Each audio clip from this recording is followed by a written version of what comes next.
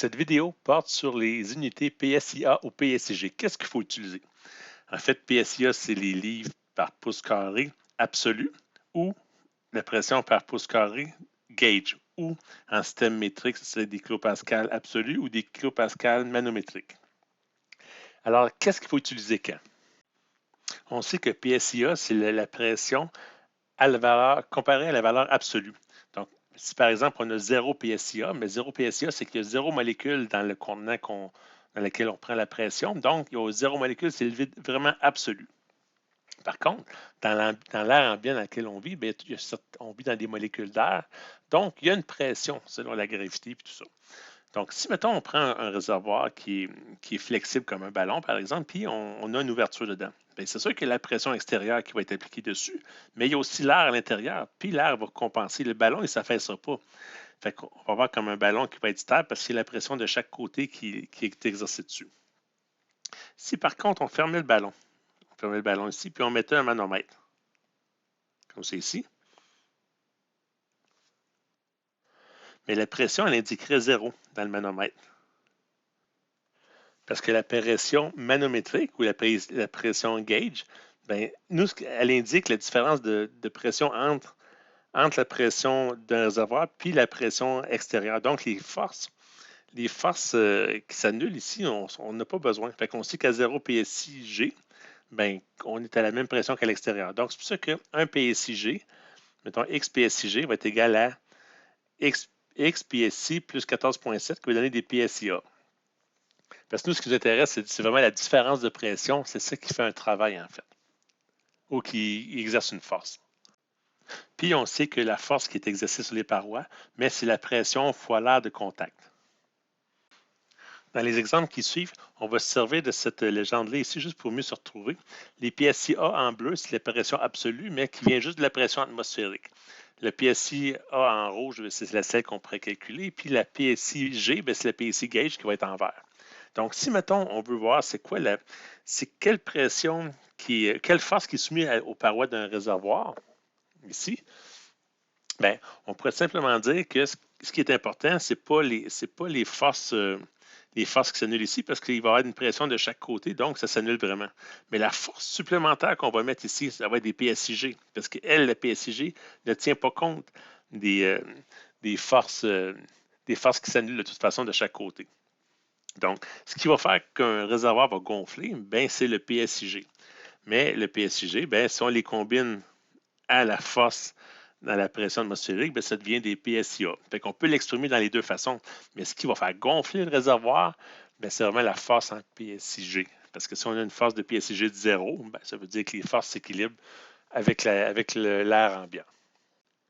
Maintenant, si on a un réservoir avec une partie mobile comme ça, puis on veut savoir quelle pression qu'on doit avoir à l'intérieur de la partie cylindre, par exemple, pour la faire lever, bien, on sait que la formule, ça va être F est égal à PA, la force est égale à la pression fois l'air. Mais quelle pression on utilise? Est-ce que c'est la pression manométrique ou la pression absolue? Bien, si on prend la réponse, on va faire un divulgateur, on va faire un spoiler. Mais ce qu'il faut prendre, c'est la pression gauge, la pression manométrique. Parce que la pression, si on prenait l'autre pression, ben, la pression absolue, c'est qu'on fait juste comme additionner des forces qui vont se canceller de toute façon. Fait que si on faisait la somme des forces, on aurait la somme des forces, exemple PA ici, PA fois l'air, c'est égal à la pression, mettons, on l'appelle PC ici, la pression C, la pression fois l'air, plus la pression ici qui serait la pression C fois l'air. Donc, voyez-vous, tout de suite, on voit que ces deux pressions-là s'annulent de toute façon. Puis ce qui nous reste, bien, c'est la pression manométrique. Donc, ce qu'on utilise dans ce cas ici, c'est des PSIG, parce que les autres PSIA s'annulent. On peut quand même l'exprimer en termes de PSIA si on veut, mais ce qu'il faut utiliser pour faire le calcul de force, c'est le PSIG. Mais un coup qu'on a trouvé le PSIG, bien, on peut le transformer en PSIA si on le souhaite. Donc, si par exemple, on a une pression de 5 PSIG, puis on a un air de 3 pouces carré, ben, c'est quoi la force? Ben, ça va être carrément 5 fois 3, ça serait 15. On aurait 15 livres de poussée. Mais un coup qu'on a calculé la force, on peut dire, ben là, en fin de compte, c'était pas la force, c'était pas. On pourrait on pourrait le transformer en PSIA par la suite, puis on dit, ben là, ça équivaut à 5 plus 14,7, donc 19,7 PSIA, mettons. Mais dans la formule, c'est vraiment des PSIG qu'il faut utiliser. Oups, des PSIG qu'il faut utiliser. Comme ça. Maintenant, prenons l'exemple d'un vérin. Mettons qu'on veut lever une charge une force il faut combattre une force de F qui pousse vers le bas. Mais quelle pression qu'on utilise dans le vérin pour calculer la force? Bien, encore là, un spoiler alert, c'est encore la pression gauge. Mettons qu'on fait juste la somme, on calcule, on utilise la somme des forces, mettons.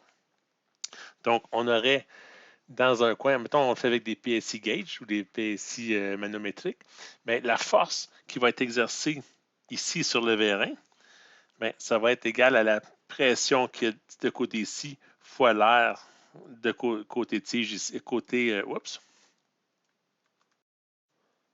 cylindre. Fait que ça, c'est le premier terme ici. Puis ça va être égal à la pression côté tige. Côté tige, ça va être la pression qui va être juste de chaque côté de la tige ici. Donc, c'est la pression cylindre moins l'air, ben, l'air du cylindre moins l'air de la tige. Donc, ça va nous garder cette partie-là. Donc, la pression fois cette surface-là ici, plus la force qui est ici. Donc, ça, c'est ce que ça nous donne. Mais si, par exemple, puis c'est le calcul qu'il faut utiliser pour le faire. Mais si vous n'êtes pas certain, puis dire, moi, j'aime mieux utiliser la pression absolue, bien, on peut faire le calcul. Donc, si on veut faire le calcul au complet, bien, on dit la force qui est ici, elle est soumise à une pression atmosphérique de chaque côté ici, comme ça, comme ça, comme ça, de chaque côté partout. Donc, tout s'annule, sauf la petite partie qui va être ici, parce qu'il n'y a pas de pression atmosphérique. Donc, toutes les forces ici s'annulent, toutes les forces de ce côté ici vont s'annuler, ici, mais il y a une petite partie ici qui va pousser dessus. Donc, on va avoir une petite composante de force qui vient de la pression atmosphérique qui va être appliquée dessus. Donc, si on fait le calcul, ben, on dit la pression côté cylindre ici, mais ça va être la pression C plus la pression qui vient de la pression atmosphérique pour les mettre en pression absolue. Donc, on a PC plus A fois l'air du cylindre. C'est juste pour l'incorporer, j'ai mis en bleu la partie qui vient de la partie pour le mettre en pression absolue. Partie côté tige, c'est la même chose. On a la pression manométrique plus la partie qui vient de la pression atmosphérique pour la mettre en termes de pression absolue, fois la même surface, l'air du cylindre moins l'air de la tige, plus la partie de la pression atmosphérique fois l'air de la tige, parce que là, il faut compenser pour cette partie-là ici. Donc, ça va être cette composante-là ici, plus évidemment la force comme tantôt. Puis là, ben, si on prend cette équation-là, puis on sort les éléments qui sont reliés à la pression atmosphérique, bien, on peut faire la pression atmosphérique, pour le mettre en absolu, la pression atmosphérique fois l'air du cylindre. On peut l'isoler comme ça. On fait la même chose avec ce terme-là et ce terme-là. Donc, en le décomposant comme ça, on s'aperçoit que les termes de pression ici vont s'annuler, comme ça ici. Puis ces deux-là aussi s'annulent. Fait qu'on se ramasse avec la même formule qu'au début, qui est celle-là ici. Fait que vraiment, encore là, ce qu'il faut utiliser pour trouver la pression qu'on va utiliser pour lever une charge, c'est encore la pression PSIG. Dans la formule F, F est égal à la pression fois l'air, c'est la pression PSIG qu'on utilise. C'est pas mal moins compliqué comme ça. Par exemple, une fois où c'est important de vraiment utiliser la pression absolue, si dans l'équation P1V1 est égal à P2V2, P1V1 sur T1 est égal à P2V2 sur T2. Si par exemple, on assume dans le cas, pour faire un exemple, que les températures restent constantes, puis qu'on utilise à tort la pression manométrique ou les PSIG, on aurait par exemple 3 PSIG représentés par les 3 molécules ici, les 3 points verts, fois un volume V1, qui c'est égal à combien de PSIG si, par exemple, on dit que V2 est égal à V1 sur 2. C'est comme si on réduisait de moitié le volume de V1 pour V2 ici. On diminue ça en 2. Donc, V2, c'est égal à V1 sur 2.